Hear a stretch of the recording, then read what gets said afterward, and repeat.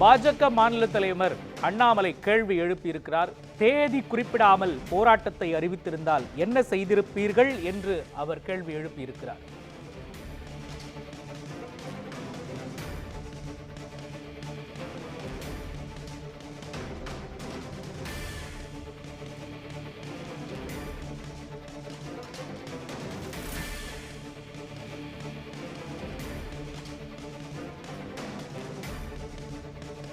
விரிவான விவரங்களை வழங்குவதற்காக நமது செய்தியாளர் ஹரீஷ் இணைந்திருக்கிறார்.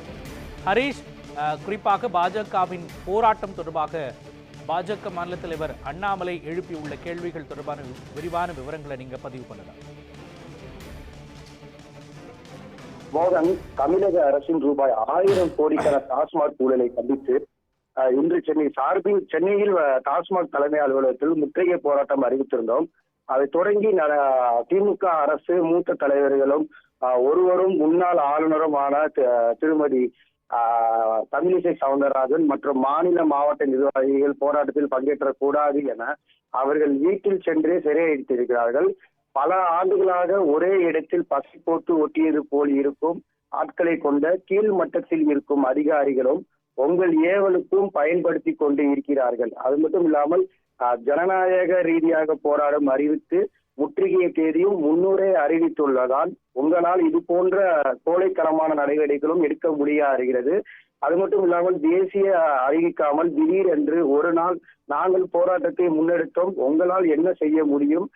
இவ்வாறு பாஜக மாநில தலைவர் அண்ணாமலை தனது எக்ஸ் பக்கத்தில் பதிவிட்டிருக்கார். மோகன், விவரங்களை வழங்கியதற்கு நன்றி ஹரீஷ்.